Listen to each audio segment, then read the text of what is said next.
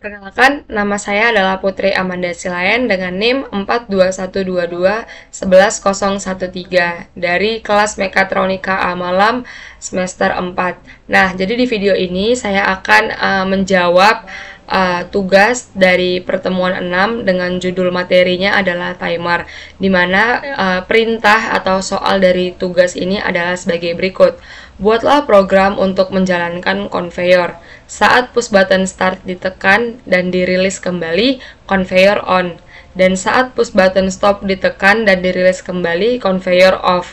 Saat konveyor on, lampu hijau flip-flop dengan frekuensi 1 second on dan 1 second off. Dan saat konveyor off ditekan, atau saat kondisi konveyor off, maka lampu merah flip-flop dengan frekuensi 2 second on dan 2 second off. Simulasikan konveyor menggunakan lampu putih 220 volt AC. Nah, jadi perintah atau logika dari soal ini adalah sebagai berikut. Terdapat dua buah input, yaitu push button start dan push button stop. Dan juga terdapat 3 buah output, di antara lainnya adalah konveyor yang diibaratkan adalah lampu putih, dan juga ada lampu hijau dan lampu merah. Jadi 3 buah output dan 2 buah input. Di mana di sini dikatakan adalah saat push button start ditekan dan dirilis kembali, konveyor on. Berarti untuk push button start ini kita menggunakan konsep atau menggunakan logika dari diferensial falling. Jadi pada saat tombol start ditekan itu belum ada reaksi atau belum ada efek apapun, tetapi pada saat push button dirilis atau dikembalikan ke kondisi awalnya, maka baru terjadi reaksi, yaitu konveyor on. Dimana pada saat konveyor on atau lampu putih ini menyala, kejadian atau kondisi lainnya adalah lampu hijau ini hidup dan flip-flop dengan frekuensi 1 detik on dan 1 detik off. Nah, dimana pada saat push button stop ini ditekan dan dirilis kembali, ini sama konsepnya seperti push button start, yaitu menggunakan differential falling. Nah, pada saat push button stop ditekan, maka konveyor off. Maka konveyor ini adalah lampu putih, maka lampu putih akan mati. Dimana pada saat kondisi lampu putih mati ini, lampu merah yang flip-flop dengan frekuensi 2 detik on dan 2 detik off. Jadi di sini terdapat tiga kondisi ya, kondisi start, stop, dan kondisi untuk 4 buah, maksudnya adalah on, off, dan lampu hijau, lampu merah. Oke, mungkin langsung bisa saja kita implementasikan atau kita buat rangkaian untuk programnya di software GXWorks 3.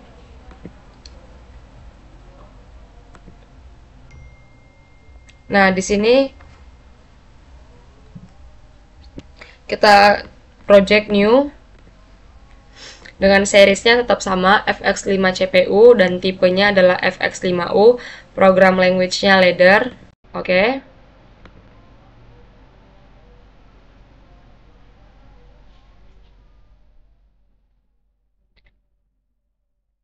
Nah, untuk awalnya kita dapat menregister untuk input dan output terlebih dahulu pada menu device, kemudian device common, dan common device command. Nah, di sini kan dijelaskan bahwa ada 2 buah input, yaitu PB start dan PB stop. Untuk itu kita dapat menregister untuk input yaitu X0. Maksud saya adalah untuk device name input adalah X dan output adalah Y. Kita register dari X0. Ini adalah PB start, push button start, dan X1 adalah PB stop. Nah, untuk outputnya di sini ada 3 buah output, yaitu konveyor dan lampu hijau dan lampu merah. Nah, konveyor ini kita ibaratkan itu menggunakan lampu putih. Nah, untuk output itu adalah X0,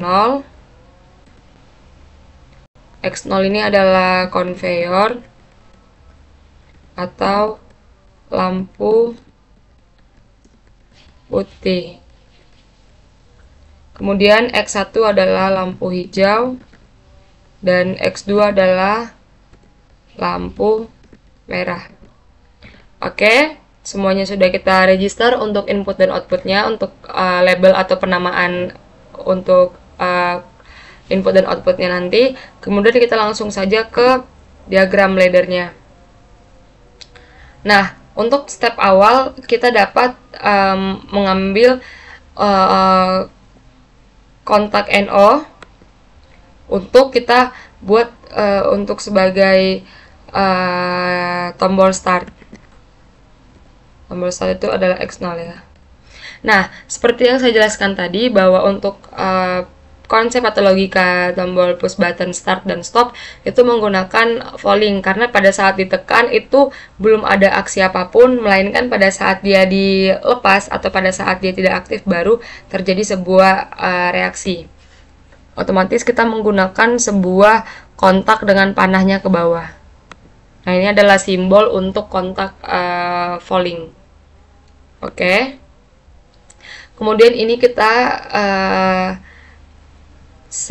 serikan dengan kontak NC untuk push button stop. Push button stop adalah X1. Sama seperti yang saya bilang tadi, kita menggunakan falling NC. Oke, kemudian kita sambungkan ke sebuah memori. Dan untuk itu kita dapat mengambil coil, kemudian kita klikkan alamatnya itu M0. Dimana M0 ini kita kunci ya, supaya kita tidak perlu supaya M0 ini tidak hanya aktif sekali, melainkan aktif dikunci menggunakan kontak NO-nya dan akan diputus pada saat tombol stop ini ditekan. Kita ambil kontak NO, alamatnya adalah M0. Kemudian kita sambungkan ke atas.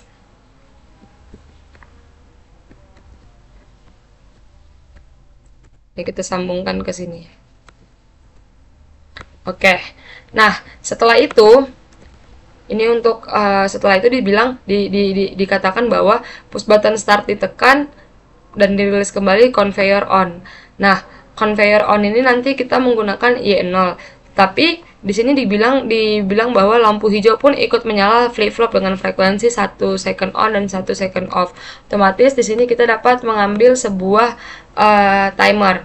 Kita dapat mengambil sebuah timer yang dimana konsep timer ini berarti ada dua buah timer, yaitu untuk satu on dan satu off.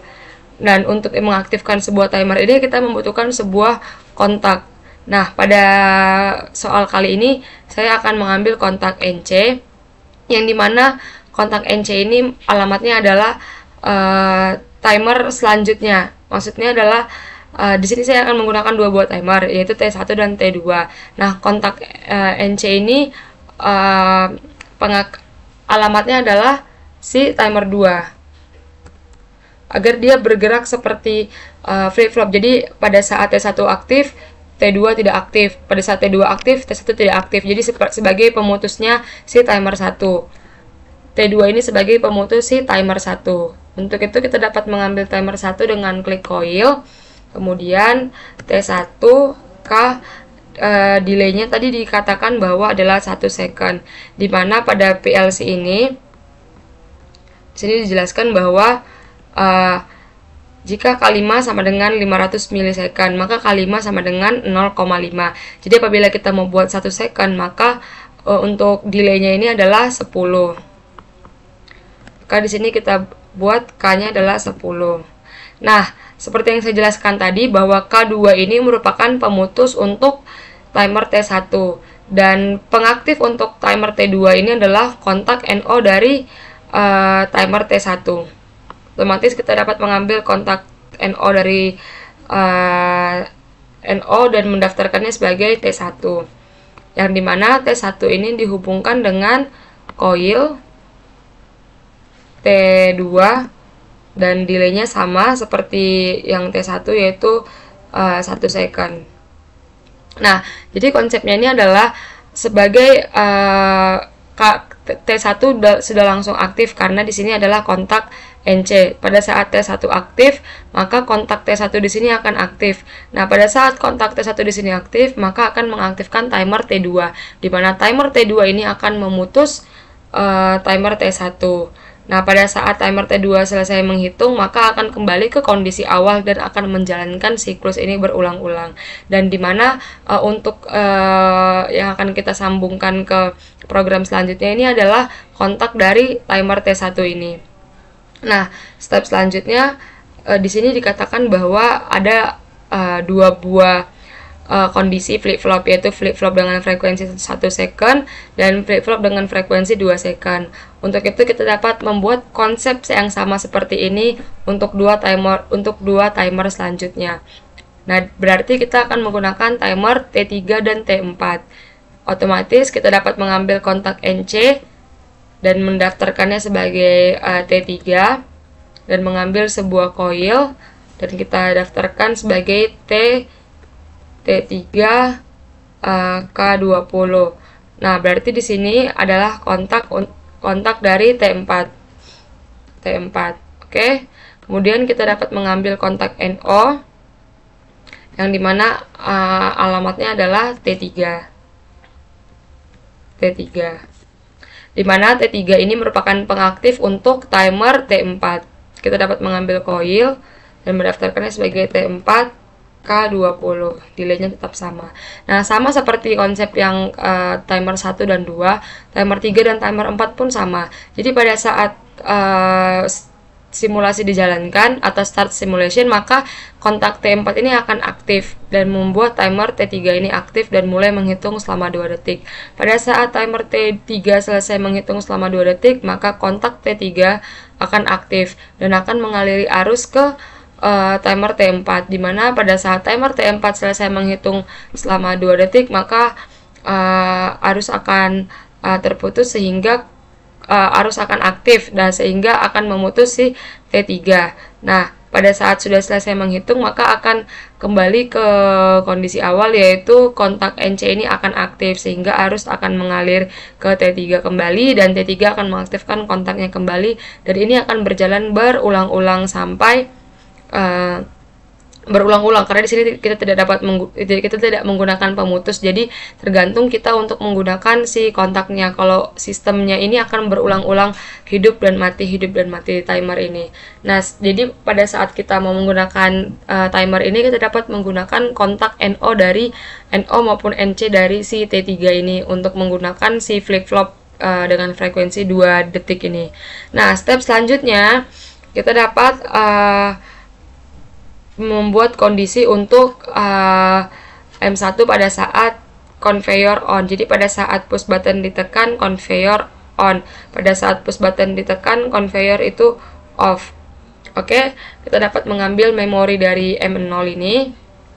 Memorinya kita daftarkan sebagai NO M0. Kemudian kita dapat sambungkan ke lampu putih atau conveyor. Nah, lampu putih tadi kita daftarkan sebagai Y0. Lampu conveyor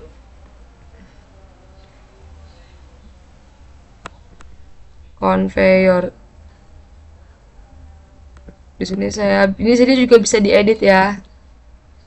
Conveyor.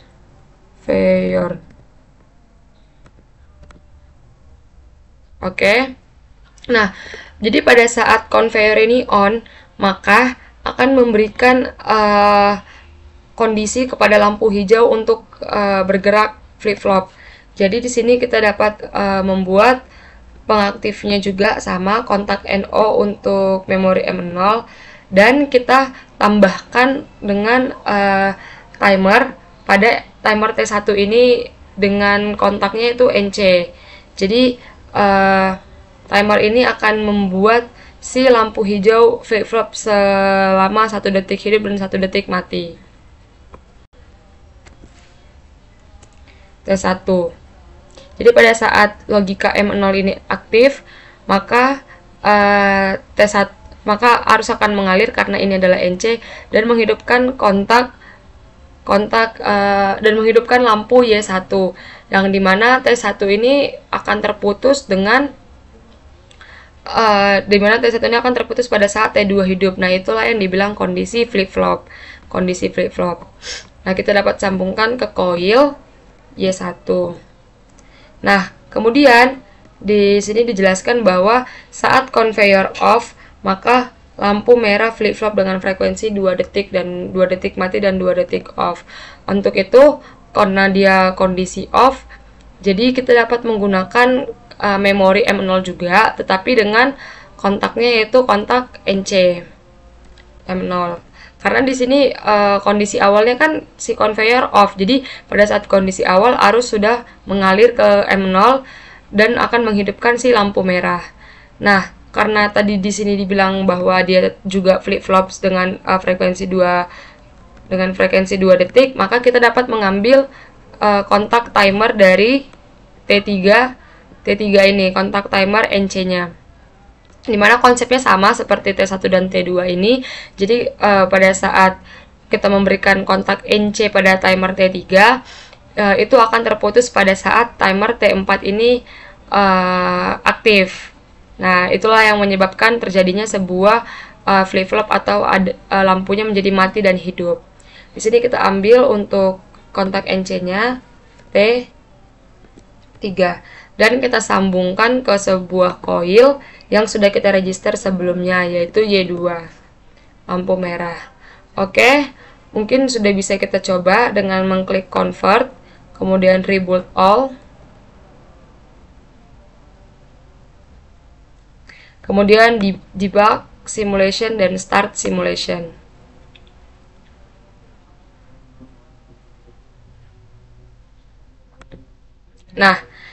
Nah, ini yang saya jelaskan sebelumnya, bahwa di kondisi awal ini kan tidak ada kita berikan aksi apapun.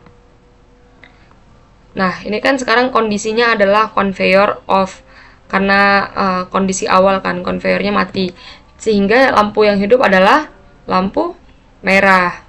Dengan flip-flop 2 detik mati dan 2 detik hidup. 1, 2, 1, 2. 1, 2, 1, 2. Nah, kemudian kita balikkan lagi ke soalnya. Pada saat push button start ditekan dan dirilis kembali, maka conveyor akan on. Jadi pada saat tombol start ditekan, belum ada aksi apapun atau si M0 belum aktif. Nah, dan pada saat dirilis kembali, debug, kita dapat membuatnya manual dengan debug, kemudian modify value. Nah, baru M0 aktif. Pada saat M0 aktif, maka akan mengaktifkan si lampu conveyor putih. Karena kontak dari NO ini akan berubah menjadi close. Nah, sehingga conveyor atau lampu putih akan hidup dan lampu hijau akan lampu hijau akan flip-flop dengan frekuensi 1 detik mati dan 1 detik hidup.